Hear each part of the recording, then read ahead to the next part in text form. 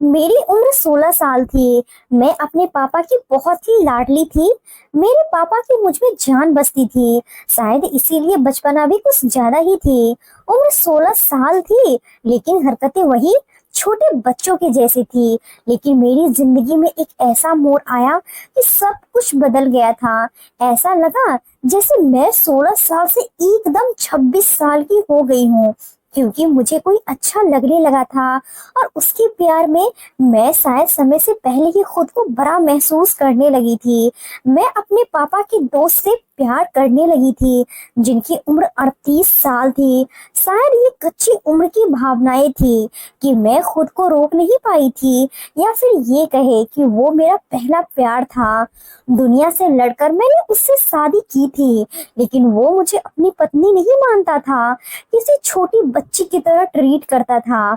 लेकिन मेरा प्यार सच्चा था, और उसे मेरे प्यार के आगे झुकना ही पड़ा। प्यार जिसे भी हो, वो दीवाना होता है। मेरी जिंदगी की कहानी सुनकर आपको भी अंदाजा हो जाएगा कि प्यार कहाँ उम्र, रूप और जात को देखता है। मुझे भी वही प्यार हो गया था, लेकिन इस प्यार ने मुझे बहुत दर्द दिया था, मुझे बहुत तकलीफ में डाला। लेकिन मैं डटी रही, अपनी जिद से एक इंच में पीछे नहीं हटी थी। वो भले उम्र में मुझसे बहुत ज्यादा था, लेकिन मैं अपने इस नादान दिल का क्या करती कि बस उसी की जिद लगाए बैठा था। उसे देखते ही दिल की धड़कनें तेजी से बढ़ने लगती थी। दिल में एक शोर मच जाता था कि यही है जिसके साथ मैंने अपनी पूरी जिंदगी गुजारनी है। लेकिन वो पत्थर दिल इंसान मेरी तरफ निगाह उठाकर भी नहीं देखता था। लेकिन फिर भी मैंने हिम्मत नहीं हारी थी, और आज मेरे सारे सपने पूरे होने वाले थे। मैं इस बात से बहुत खुश थी कि मेरे आंगन में आज चांद उतरने वाला था। आज मुझे वो सब कुछ मिलने वाला था जिसकी मैंने कभी तमन्ना की थी। आज का दिन मेरे जीवन में बड़ी ही मेहनत के बाद आया था, वरना शादी होने के बाद भी मैं मोहन के प्यार के लिए तरसती रह गई थी। उसकी वो जादुई पर्सनैलिटी जिस पर मैं कभी दीवानी हो गई थी, अब भी बस उसे देखकर ठंडी आह भरती थी। मेरा जी चाहता कि मोहन की मजबूत बाहों में समाकर खुद को भी भूल जाऊं, लेकिन वो मुझे अपने करीब नहीं आने देता था। मोहन कहता, तुम मेरे लिए छोटी बच्ची हो, अभी तुम इतनी बड़ी नहीं हो कि तुम्हारे साथ पति पत्नी वाला रिश्ता बनाया जाए। लेकिन मैं आज अपने सारे सपनों को पूरा करने वाली थी, क्योंकि अब मोहन के पास और कोई रास्ता नहीं था, क्योंकि मैंने खुद ही उसको इस दुनिया का सबसे ज्यादा मजबूर आदमी बना दिया था। ये मैंने कैसे किया, ये जानकर आप भी हैरान रह जाएंगे, क्योंकि उस रात मेरे जज्बात बेकाबू हो गए थे। अब मैं मोहन से और ज्यादा दूर नहीं रह सकती थी, इसीलिए मैंने उसे बेहोश करके उसका, मेरा नाम मालती है। मेरी उम्र बहुत कम थी। मेरे पापा एक बड़ा बिजनेस संभालते थे, और मोहन उनका बहुत अच्छा दोस्त था और बिजनेस पार्टनर भी था। वो अक्सर घर में आता था। उस दिन की बात है जब मेरे पापा ने मुझे उससे मिलवाया था, और वो उससे कहा था कि ये है मेरी छोटी सी गुड़िया, मेरी बेटी मालती। मैं तो अपने पापा के उस दोस्त की पर्सनैलिटी देखकर दंग रह गई थी। कहीं से भी वो मेरे पापा का दोस्त लग नहीं रहा था।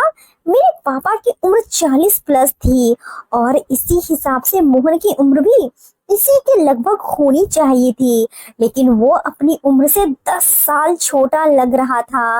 ऐसा गठीला बदन कि मैं तो देखती रह गई थी। पापा ने कहा, अंकल को नमस्ते करो। बेटा, मैंने नमस्ते जरूर किया था, लेकिन अंकल ना कह सकी, बल्कि मैं तो कुछ बोल ही नहीं पाई थी। चुपचाप बस उन्हें देख रही थी। मुझे इस तरह देखने पे उन्होंने मुझे टोका था। कहने लगे, मालती बेटा, क्या बात है, आपको मुझसे कुछ बात करनी है क्या? मैं उनसे क्या बात करती, लेकिन उनका बेटा कहना मेरे दिल को चुभ गया था। पता नहीं क्यों मुझे उनके मुंह से बेटा सुनना अच्छा नहीं लगा था। उस समय तो कमरे में चली गई थी, लेकिन बस उसी दिन से मुझे मोहन अच्छा लगने लगा था। वो 6 फीट का एक आदमी था। ऐसी खूबसूरत पर्सनैलिटी की जवान लड़कों को भी शर्म आ जाती थी। और बस उसके बाद मैं हमेशा उसी के बारे में सोचती रही। दिन रात सुबह शाम कभी कभी उसको दूर से देखती, कभी वो घर आता, कभी जिद करके अपने पापा के साथ ऑफिस चली जाती थी। वहां पर भी उससे मिलकर आती। अपनी इस हालत पे मुझे खुद भी हैरानी होती थी। अब खुद पर भी कुछ ज्यादा ही ध्यान देने लगी थी। लेकिन वो जब भी हमारे घर आता, लापरवाह सा बना रहता और बैठा भी रहता। पापा से बातों में बिजी रहता था। मेरी तरफ तो आंख उठाकर भी नहीं देखता था। हालांकि मैं बहाने बहाने से उनके पास जाने की कोशिश करती, लेकिन वो मुझे पचकारते हुए मेरी पढ़ाई के बारे में पूछने लगता। मुझसे बात करने का उसका जो अंदाज होता था मुझे बिल्कुल भी पसंद नहीं आता था। वो मुझे छोटे बच्चों की तरह ट्रीट करता था। उस दिन तो मैं बहुत बेचैन थी। 8 दिन हो गए थे और मेरी उससे मुलाकात नहीं हुई थी। मजबूरन मैं उसके ऑफिस चली गई। उसने मुझे कहा कि तुम जाकर मेरे कैबिन में बैठ जाओ, नहीं तो बोर हो जाओगी। मैं जाकर उसके ऑफिस में बैठ गई। थोड़ी देर के बाद वो वहां आया। बस उसे देखकर ही मेरी आंखों पर ठंडक मिल गई थी। मैं उसे देखती ही रही।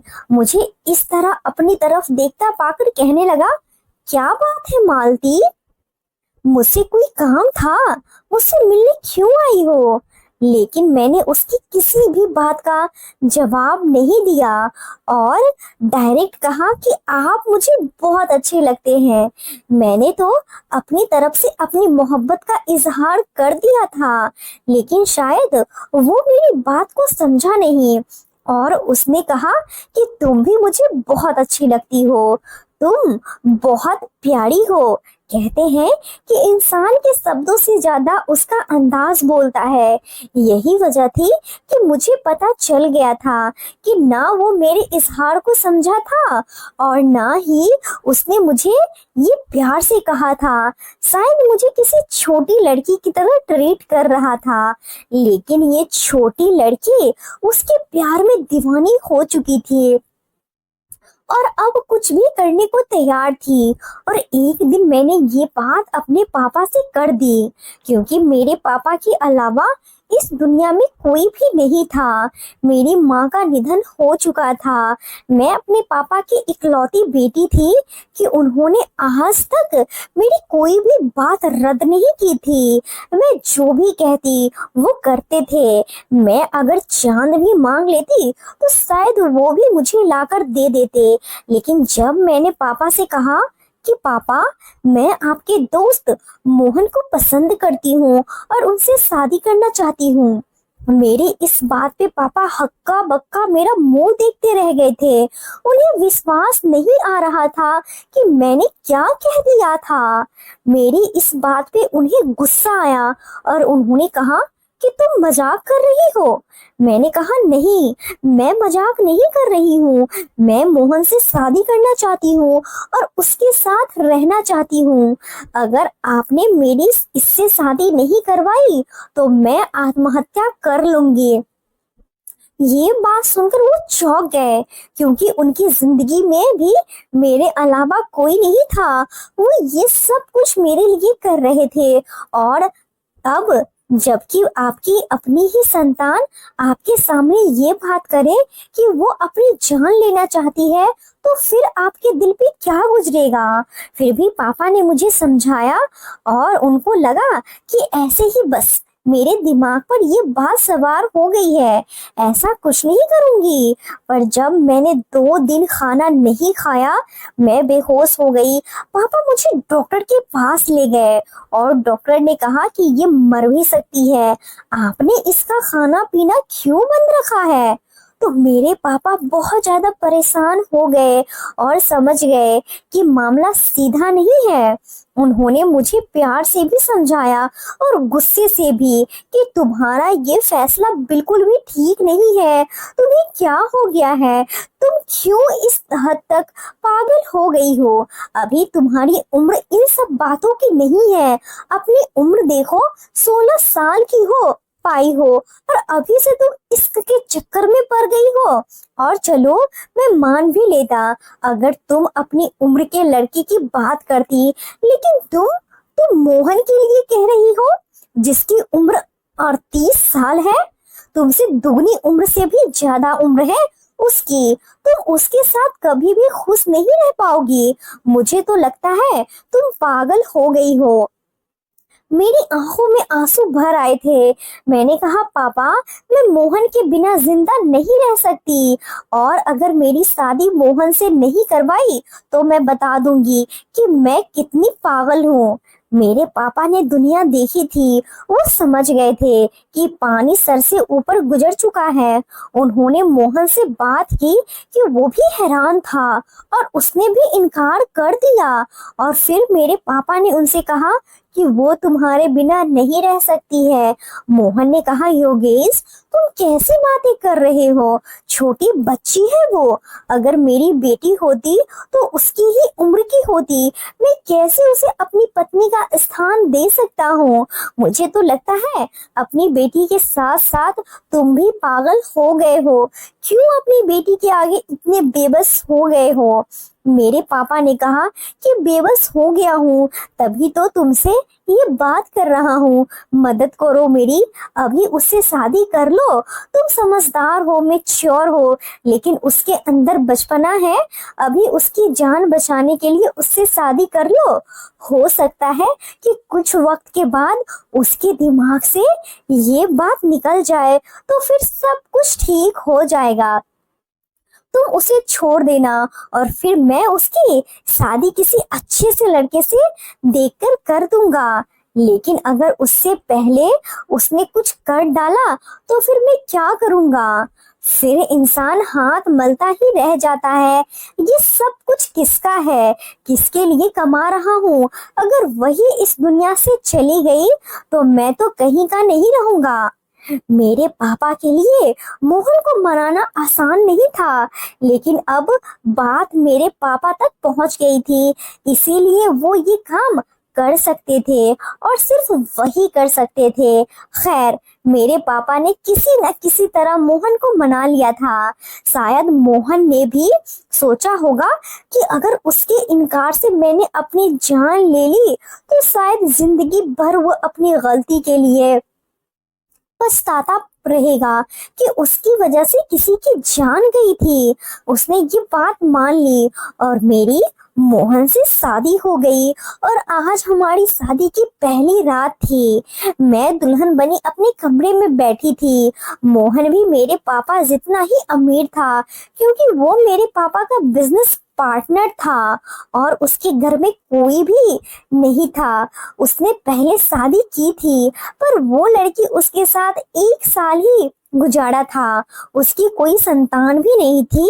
जब मेरे पापा मुझे विदा कर रहे थे तो वो यही कह रहे थे कि तुमने अच्छा फैसला नहीं किया, लेकिन याद रखना कि तुम्हारे लिए मैं हमेशा तुम्हारे साथ हूँ।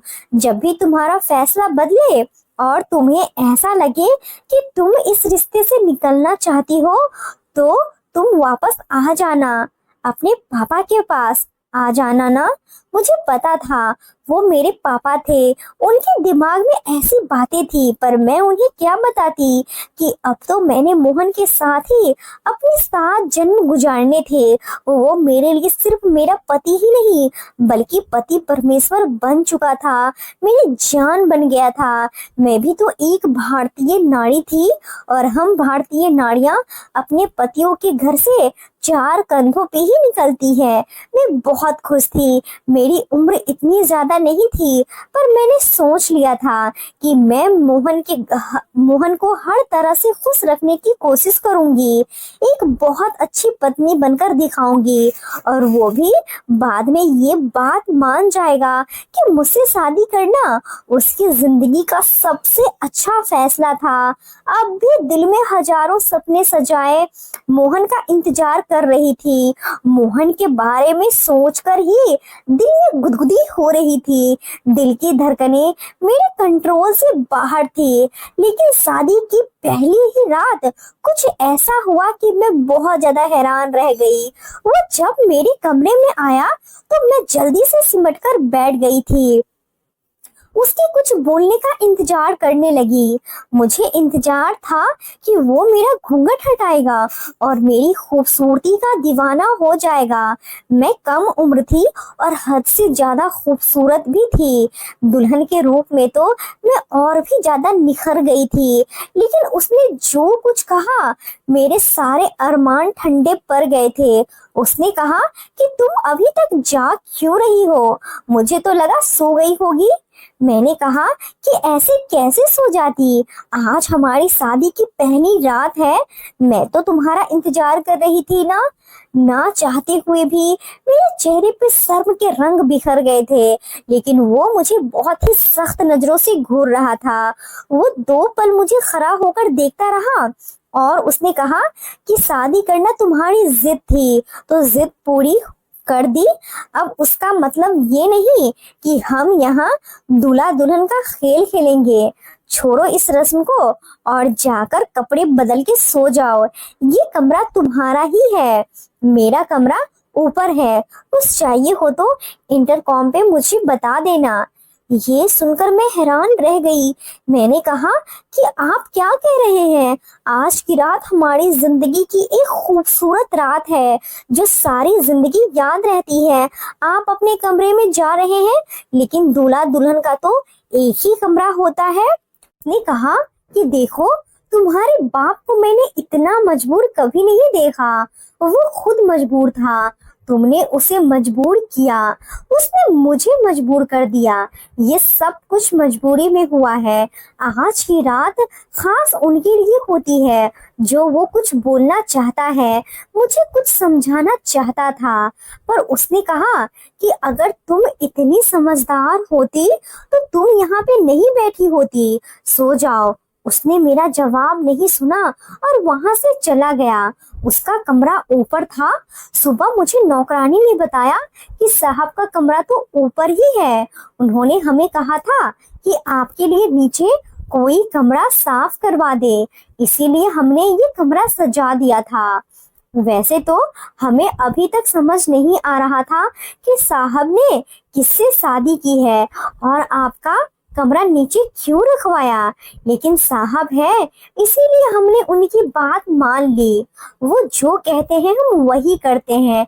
ये कैसे मेरे ख्वाब पूरे हुए थे कि ऐसा लगता था कि ख्वाब ही मुझसे छीन लिए गए हैं और ताबीर भी मेरी नहीं है। ऐसे में कैसे जिंदगी गुजारती? लेकिन अब हर बात अपने पापा को नहीं बता सकती थी। और फिर कुछ बातें ऐसी भी होती है जो पति पत्नी के बीच रहने से ही अच्छा होता है। इसीलिए उनको तो मैंने कुछ नहीं बताया और ये जाहिर कर दिया कि मैं बहुत ज्यादा खुश हूँ। वो भी खुश हो गए। पर असल में ये जो सिलसिला हमारे घर में चल रहा था, ये कैसे ठीक होता? मेरी एक दोस्त थी जो पहले से ही शादीशुदा थी। मैंने उसको ये सब कुछ बताया तो उसने कहा कि अरे, अब तो तुझे सारा कुछ हमें ही समझाना पड़ेगा। तुम एक काम करो, तुम अपनी उम्र से थोड़ी सी बड़ी नजर आओ। सूट मत पहन, साड़ी पहनकर अपने पति के सामने जा, तो वो तुम्हें देखकर खुश हो जाएगा। और जरा बात भी तरीके से करना और बालों का जोड़ा बना लेना। वो तुम्हें छोटी लड़की समझ रहा है, इसीलिए उस तरह कर रहा है, लेकिन तुम्हें उसे ये बताना है कि मैं इतनी भी छोटी नहीं हूँ। इसकी बात में दम तो था। वो ठीक कह रही थी। जैसे कभी कभी पत्नी जवान होती है और पति बूढ़ा होता है, तो वो अपनी पत्नी को अच्छा लगने के लिए अपने बालों को कलर करता है। उसी तरह मेरा पति मुझसे बड़ा था और मैं जवान थी, तो मुझे थोड़ा सा बड़ा लगने के लिए अपना रूप बदलने की जरूरत थी। मैंने अपनी सहेली की बात मान ली और शॉपिंग करने चली गई। अच्छी अच्छी साड़ी लेकर आई और शाम को तैयार होकर खाना बनाकर अपने पति का इंतजार करने लगी। उनके घर आते ही मैंने चेहरे पर मुस्कुराहट सजाई थी। मैंने कहा, सुनिए जी, खाना तैयार है, आप हाथ मुंह धोकर आ जाइए। मेरे इस अंदाज पे जब उसने मुझे देखा तो उसके चेहरे पे अजीब से रंग आ गए थे और कभी जा रहे थे। उसने अपनी जेब से एक चॉकलेट निकाल के मेरे हाथ पे रख दी और वो हंसने भी लगा था। उसने कहा, बड़ी बड़ी बातें कर लेने से कोई बड़ा नहीं हो जाता। तुम बातें तो बहुत बड़ी करती हो, अब हरकत भी तुमने ऐसी ही करनी शुरू कर दी है। लेकिन ये मत बोलो कि तुम मेरे लिए अभी भी एक छोटी बच्ची हो। मैंने उस चॉकलेट को देखा तो मुझे रोना आ गया। मैं फूट फूट के रोने लगी। मैं अपने कमरे में आ गई और मैंने जल्दी जल्दी अपना जूड़ा भी खोल दिया और साड़ी भी बदल ली। मैं अपने आप को आईने में देखने लगी और सोचने लगी कि क्या किसी से प्रेम करना इतना बड़ा पाप है। लोग तो कहते हैं कि प्रेम उम्र नहीं देखता, तो मैंने कौन सा गुनाह कर दिया कि ये आदमी मेरे साथ इस तरह कर रहा है। और अब मैं ये बात किसी को बता भी नहीं सकती थी। मैं तो बहुत बुरी तरह से फंस गई थी। कुछ ना कुछ तो करना ही था। मुझे एक दिन तो हद ही हो गई। वो किसी से फोन पे बात कर रहा था और मेरा ही जिक्र कर रहा था। ये भी कह रहा था कि बिल्कुल छोटी बच्ची है, हरकतें भी ऐसी, अक्ल ही भी ऐसी। उसको कैसे मैं अपनी पत्नी की जगह दे सकता हूँ। योगेश ने मुझे मजबूर किया है।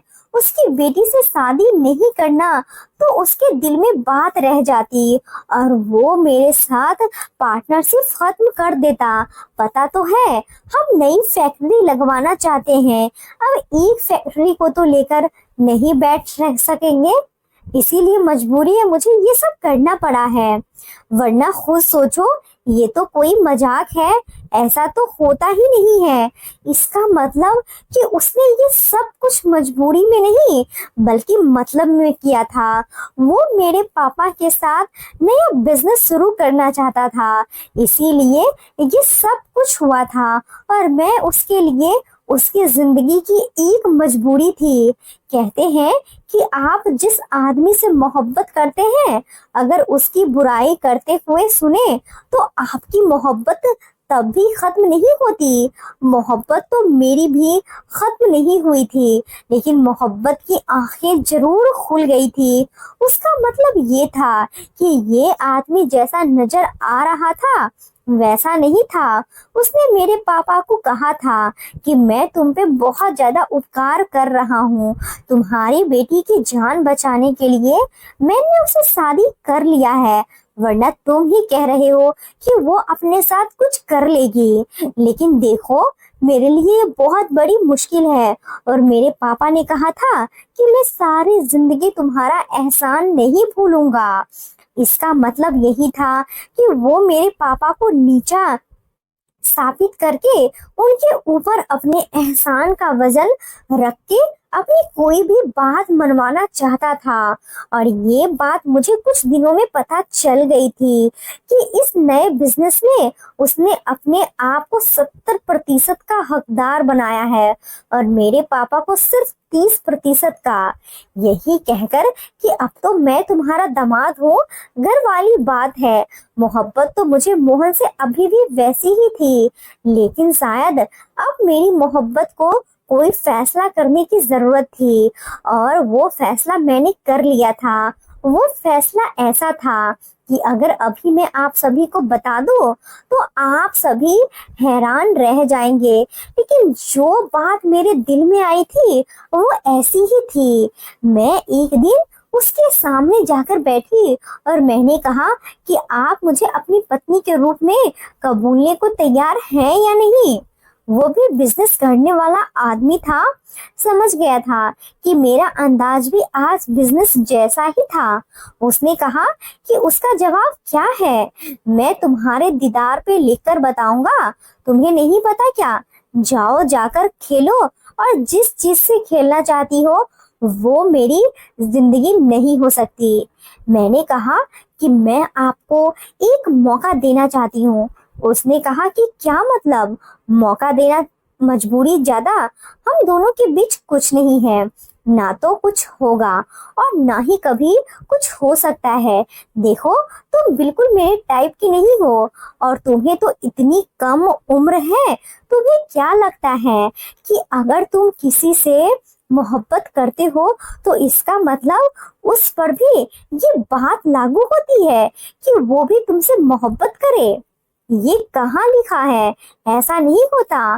तुमने अपने पापा को ब्लैकमेल किया है और उसने मुझे, और इस तरह तुम मेरी जिंदगी में तो आ गई हो। लेकिन तुम मुझे कभी भी जीत नहीं सकती। मैं कभी तुम्हें अपनी पत्नी के रूप में स्वीकार नहीं करूंगा और तुम्हें यही कहूंगा कि तुम अपने दिल में ऐसी कोई भी बात ना लाओ। लेकिन तुम्हारे जैसे को मैंने बहुत देखा है। मैं जब चाहूँ जिसके साथ चाहूँ रह सकता हूँ, जा सकता हूँ। तुम्हें क्या लगता है मुझे लड़कियों की कमी है? उसकी ऐसी सख्त बातें सुनकर मेरा दिल भर आया था। आंखों से आंसू बहने लगे। शायद मेरी मोहब्बत ही कमजोर है। अगर मेरी मोहब्बत में ताकत होती तो आज आप मेरे हो चुके होते। उसने कहा कि तुमने जरूरी बातें किसी घटिया नॉवल में पढ़ी है जो तुम्हारे सर पे सवार हो गई है। लेकिन हकीकत में जिंदगी ऐसी नहीं है। मेरी और अपनी उम्र के अंतर को समझो और अपने पापा के घर जाने की तैयारी करो, वरना सारी जिंदगी तुम्हारी उस घर में ऐसे ही गुजरेगी। अभी जवान हो, अपनी जिंदगी को खराब मत करो। उस रात में बहुत रोई, इतना रोई कि जैसे कोई आखिरी दफा रो रहा हो, और इसके बाद आंखों में एक आंसू का कतरा भी नहीं बचा। दिल भी बहुत परेशान था। सुबह से रात हो गई, मोहन को नहीं देखा था। पता नहीं वो कहाँ था। थोड़ी देर के बाद मुझे नौकर ने आकर बताया कि उनका बहुत बुरा एक्सीडेंट हो गया है और वो अस्पताल में है। मेरा दिल तो बैठ गया। मैं तुरंत भागी और जाकर देखा तो डॉक्टर ने कहा कि उनकी हालत बहुत बुरी है। आधा जिस्म बेकार हो गया है, टांगे बेकार हो गई है। अब ये कभी भी अपनी टांगों पे चल नहीं पाएंगे। अगर इलाज किया जाए तो शायद कुछ बेहतर हो जाएगा, लेकिन ऐसा लगता नहीं है क्योंकि उनका एक्सीडेंट बहुत खतरनाक हुआ है। टांगों को काफी नुकसान पहुंचा है। मोहन की हालत बहुत बुरी थी। मैं उसे देखकर बहुत रोई हुई। कुछ समय अस्पताल में ही गुजारा। उसके बाद उसे घर ले आई। मैं ही उसकी सेवा कर रही थी, बहुत ख्याल कर रही थी। वो मुझे अजीब नजरों से देखता था, कुछ बोलता नहीं था। मैं उसकी मोहब्बत में दीवानी थी और मैंने दिन रात एक कर दिए थे मोहन की सेवा करने में। मैं दिन में 2 से 3 बार मोहन के पैरों की मालिश करती थी, उसे हाथ से पकड़कर चलाने की कोशिश करती। मोहन मुझे कुछ नहीं कहता था, बस कभी कभी मुझे देखकर उसकी आंखों में आंसू आ जाते, जिन्हें वो जल्दी से छुपा लेता था। और पूरे 7 महीने के बाद मोहन के पैरों में हरकत हुई थी। उसने खुद उठकर चलने की कोशिश की थी और ये देखकर मैं खुशी से चिल्ला पड़ी थी और जल्दी से मोहन के सीने से लग गई थी। और इस बार मोहन ने भी मुझे दूर नहीं झटका था, बल्कि मुझे अपनी बाहों में समेट लिया था। कहने लगा, मालती, मुझे माफ कर दो। मैं समझता था कि तुम्हारी मोहब्बत जज्बाती मोहब्बत है, कच्ची उम्र की मोहब्बत है। कुछ दिनों में तुमसे मोहब्बत का नशा उतर जाएगा और तुम मुझे छोड़कर चली जाओगी। इसीलिए मैं तुमसे कोई रिश्ता बनाना नहीं चाहता था, बल्कि तुम्हारे दिल में गलतफहमी पैदा करने की कोशिश की थी। तुम्हारे दिल में अपने लिए शक का बीज डाला कि मैंने तुम्हारे पापा के साथ बिजनेस को बढ़ाने की वजह से तुमसे शादी की है। लेकिन तब भी तुम्हारा दिल मेरी तरफ से बुरा नहीं हुआ था। मेरे बुरे समय में भी तुमने मेरा साथ नहीं छोड़ा। मालती, मैं तुम्हारी मोहब्बत को मान गया हूँ। कहते कहते मोहन ने मेरे माथों को चूम लिया था। आज इतने लंबे समय के बाद मेरी तपस्या रंग लाई थी। मुझे मोहन की मोहब्बत मिल गई थी। मोहन ज्यादा देर तक अपने पैरों पे खड़ा ना रह सका और वो बेड पे ही बैठ गया। अब भी उसके पैरों में कमजोरी थी। धीरे धीरे मेरी मोहब्बत और मेरी सेवा रंग लाई। एक दिन मोहन अपने पैरों पे खुद से खड़ा हुआ और चला भी। मैं देखकर बहुत खुश थी। डॉक्टर भी इस चमत्कार पे हैरान थे। अब मोहन बिल्कुल ठीक था। उस रात खाना खाने के बाद मैं अपने कमरे में जाने लगी तो मोहन ने मेरा हाथ पकड़ लिया। कहने लगा, मालती, तुम्हारी जगह वहां नहीं, मेरे कमरे में है। अब से तुम मेरे साथ मेरे कमरे में रहोगी। ये कहकर मोहन ने मेरा हाथ पकड़ा और मुझे अपने कमरे में ले आया था। कमरे में कदम रखते ही ताजा गुलाबों की फूलों की खुशबू मेरे नाक से टकराई थी। पूरा कमरा दुल्हन की तरह सजाया गया था। मैंने चौंक कर मोहन की तरफ देखा। उसकी आंखों में खुमारी उतरी हुई थी। उसके इरादे भांपकर मैं शर्मा गई थी और जल्दी से मोहन के सीने में मुंह छुपा गई। उसने भी मुझे कसकर अपनी बाहों में भर लिया था। आज हमारी नई जिंदगी की शुरुआत होने जा रही थी। शादी के पूरे 1 साल बाद मोहन ने मेरी मोहब्बत को स्वीकार किया था और मुझे पत्नी का दर्जा दिया था। मोहन की हमराही में मैं बेड तक आई थी। उस रात मोहन ने अपनी चाहते मेरे ऊपर लुटाई थी और उसकी संगत पाकर मैं बहुत खुश थी। सोते हुए मोहन के चेहरे पे बला की मासूमियत थी। मैंने उसके चेहरे की तरफ देखा और मुझे अचानक उस पे प्यार आ गया। मैंने उसके माथे को चूमकर खुद से वादा किया था कि मैं पूरी जिंदगी मोहन का साथ निभाऊंगी। आज की कहानी आपको कैसी लगी? इस कहानी के बारे में कमेंट करके हमें जरूर बताएं। वीडियो को लाइक करके चैनल को सब्सक्राइब कर लीजिए। साथ में घंटी को दबाकर ऑल पे कर लें ताकि आने वाली वीडियो का नोटिफिकेशन आपको तुरंत मिले। मिलती हूँ अगली वीडियो में, तब तक के लिए राधे राधे।